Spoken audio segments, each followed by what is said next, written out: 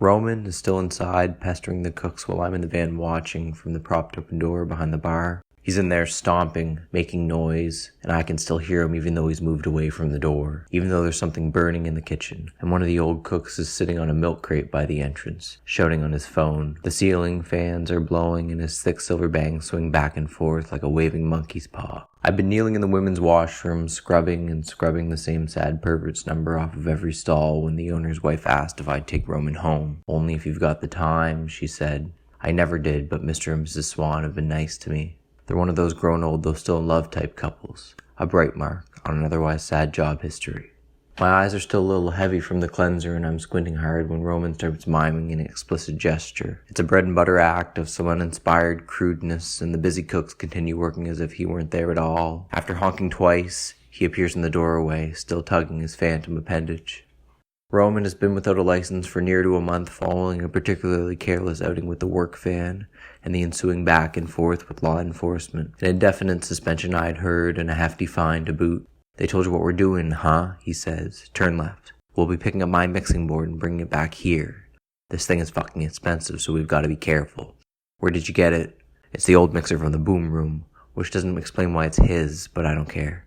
"How big is it?" "Big." He's fussing with the radio and I find him staring over at his strong arms and long brown hair.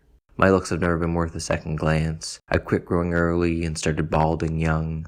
I'm jealous of his size. Even with bad manners and an exercise ball gut, he's still handsome. Like Tarzan of the apes if he'd been brought up by orangutans. I'm slow switching lanes and nearly miss a turn. Roman's quick to chastise me for this, lecturing like he's a caring older brother. There's being cautious and being too cautious, he says. Which isn't bad advice, but ridiculous given he doesn't even have his license. The little dishwasher at the kitchen was more than happy to fill me in on all the gossip. I'll stay and help sometimes when things are really busy. We might get double, even triple the business during the summer, especially around holidays, and it made no sense why they never bothered bringing in any help for poor Mackie, who was lazy enough to begin with. Mackie's a head shorter than myself and suffers from a stutter. Clocked him going 187. In excess of 50 over the posted limit and what the arresting officer described as stunt driving. "You see boss's hand all bandaged up?" Mr. Swan's flying into a red-hot bulldog rage after Roman's desperate call. I do know that Roman wore a huge pair of sunglasses for a full week after he came back. There's a pretty girl crossing the crosswalk and Roman calls out dirty things to her. The girl turns and makes a face at both of us, like we're both garbage people. She stomped away before I got the chance to roll my eyes or shake my head, to let her know that he and I aren't the same, that I'm just as disgusted as you, except I can't get out and walk away. So what do you think of that? The moment seems to have woken something in him and he's eager to share dirty stories of dirty people and the dirty things he's done. He's hopeful that I'll indulge him in a few of my own, but I offer nothing, because he's put me into a bad mood and I have no stories anyway. And even if I did, I'd always thought of myself as the type of person who'd never speak about things like that. "I've wasted too much time on girls just looking for someone to wrap their legs around," he says. "But I'm a romantic, you know? I like to kiss and cuddle, take things slow, make jokes, fall asleep together, all of that." The cab is heavy with smoke and I, being a non-smoker, or newly christened non-smoker, am dizzy from the fumes and lusting bitterly. But maybe that's just me. A couple weeks ago, Mackie and I were working late, and the two of us were sitting in the empty bar with Roman. I don't know why he was hanging around, but he was being friendly in the semi-conscious, slow, syrupy way for something that he'd taken earlier. Now I know I'm not the biggest guy around, but I got it where it counts, you dig? Mackie was telling a story, and I was listening keenly drunk, holding onto my stolen margarita. Mackie had booked a motel room for his sweetheart as they'd suffered through quite a rough patch recently, and he was eager to set things right. The evening was progressing flawlessly. The two of them had climbed into the shower, and it was all steam and magic, and everything was amazing. Mackie was both a caring and skillful lover, but when he tried lifting her, his little knees locked up, and he slipped backward head over heels and banged his head on the faucet, knocking himself out cold. The two of us were bent over in hysterics, and even Roman started laughing, though involuntarily. Head resting on the table, one eye half shut, the other shut completely. Would have been up for round 2 when I came to, but she put him in bed and the two of them curled up under the sheets and spent the rest of the night watching cartoons. And being on my third over-poured margarita, it was the sweetest thing I had ever heard. Are we far? Not far. He's scratching at something on his seatbelt, and he looks over at me and says, "Listen, the guys I'm living with are a bunch of fuck-ups. Don't pay any attention to them. We're just gonna go in and get the board, then I'm out of there for good." Roman says he doesn't know what his place is like right now, but to expect a pig shit fucking mess, which he's blamed on his housemates. Users, every one of them. They are a tepid lazy group turned mean by bargain drugs. There's suspicion among them that Roman may be a contract killer or a spy, and one time, in the dead of night, a ghost. This has since become stone-hard fact, and his living situation has become increasingly unlivable. They foil the windows and sit up all night plotting lengthy, overcomplicated schemes which will be forgotten by morning, and replaced by notes which they slide beneath his door. "We know. If you think you're getting us, you're dumber than you look. Christy and Paul are lowlifes. Say we take them together. Yes. No. I came home last week and found shit on my doorknob. Shit." Roman takes a great big breath in and rubs his eyes. Fuck, man. I see them now, waiting for us, whispering, hiding next to the couch, behind the door. The floor is covered in shit, and they are covered in shit. And there is a threatening message written in shit on the wall. This is their master plan. I'm a little upset nobody told me any of this. Of course he wouldn't have told me. If I'd known, I would have said, "No thanks, Mrs. Swan," then whistled through the toilets. But then I can also see what would happen if any of his housemates actually tried anything, and I'm enjoying imagining what he'd do to them. The fuck-ups. We are twisting through a neighborhood as per Roman's instructions. He's not a gifted navigator. He's easily distracted, and I'm often forced to cut off other drivers and make illegal turns so to keep our course on track.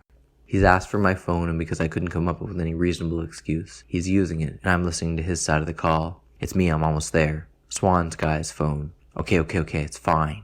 "No." "Yeah." "Let me out by that brick house," he says. Roman's taken out a small stash of bills, crumpled 5s, 10s, and 20s, which he counts once, says, "Wait, damn it, no," then counts again and says, "Alright, what are we doing?" "I want to see my friend, just give me 5 minutes." "We're working, what are we—" "Just give me 5 minutes." "No. You can't just—" "I owe him 5 minutes. Just wait. Jesus Christ." Roman doesn't go up to the brick house, but doubles back the way we came in.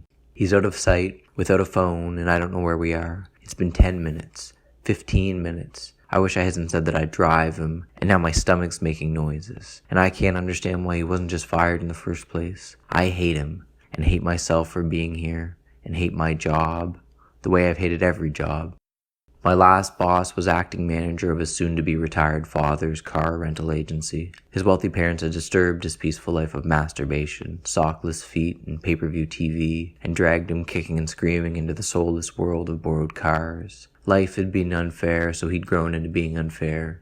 As his subordinate, I was promoted/demoted to from desk agent to desk agent/detailing attendant to desk agent/detailing attendant/acting manager. And he accepted all of the credit honestly, with droopy turtle eyes. He thought of us as one and the same, two victims of what he described as a goddamn crooked system, which he is, too useless to reject or be a part of. "Don't you fucking hate it here?" he asked while leaving early, and I looked over at his wrinkled clothes, his oily face and uncombed hair, and thought, it must be so exhausting being so lazy. From that point on, I'd said that I'd do the detailing, but that's it, and I never worked so hard cleaning those cars.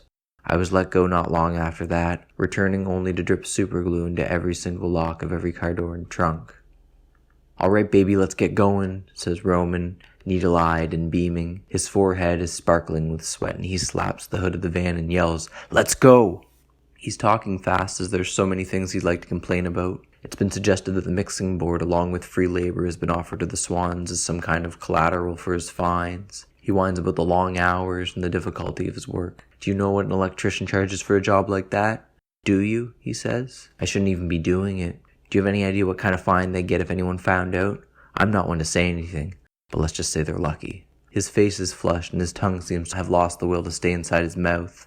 I haven't had a decent sleep in weeks. He tells me that he's been sleeping after hours in the basement of the bar, and the only thing I can say is how, because I know how dark and awful it is down there, and I can see the little mouse holes in his shirt, and I want to know if the Swans know he's down there every night, and I want to know if he cries, but Roman has nothing to say. He's not talking, and I'm not talking, and the dashboard warning lights are all lit up, like a Christmas tree. The house is bad, but not as bad as I had expected. Neglected, yes, but not far off from what I grew up in. When we get out of the van, an old man pigeon steps down out of his old Chevy truck to meet us. "So you're back," he says. The old man smells a bit like diesel fuel and a lot like body odor. "Not for long," says Roman. "We're here to get the board." And the old man nods, then tips his head toward me like a dog. He's my bitch today. "Well, you're a lucky fucker, huh?" When he laughs, he passes gas so bad I have to hold my breath. It happens again when Roman tells a joke. I think the old man must have a good sense of humor, and I pity the heat and chaos of his lower bowel. The yard is all tall grass and dandelions. The front step is crumbling like sand, and there is an AC/DC flag hanging in the window. The old man lowers himself on the step and says that he'll be right here if we need him. His athletic shorts have gathered high on his leg, and I can fully see his ugly old man penis, all curled up and lifeless like a mummy's thumb, or mummy's penis. Roman's apartment isn't filthy necessarily, but then again I can't make out any of the finer details. Eviction is looming and the power is being shut off. Roman's bedroom has already been emptied out and scrubbed floor to ceiling. His other housemates have vowed revenge and sworn to fuck things up to hell and back and burn this shithole to the ground, and Roman says they meant it. It's just two of us in this tiny room, just me and this fuck up, and I think of all the awful things that must have happened right where we're standing, and all the new sad awful things soon to come in that horrible place below the bar. Does he deserve this? Does that mean anything? If I were to weigh everything I've done versus my life, it seems like it all adds up correctly. It feels like I'm exactly where I'm meant to be, alone in this empty room right now with him. And even though I don't feel like talking, I've started telling him about my sweetheart. See, we'd suffered through quite a rough patch recently, so I'd booked a motel for us. And we were in the shower, and everything was amazing. And a bit of the colors come back into his face. And even though I don't know if he remembers or not, I keep on telling it. Because maybe we're all just silly, lonely, and disgusting things. Because he's laughing so hard. And because now I'm laughing. Really laughing, like we're brothers.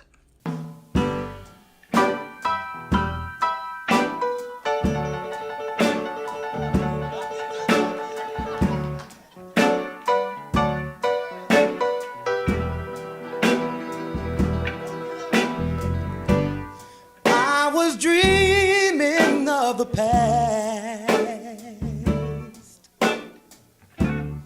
and my heart was beating fast.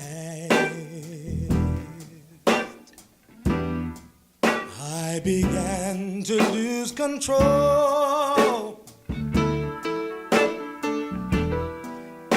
I began to lose control. I didn't mean to hurt you, no, no. And I'm sorry I made you cry.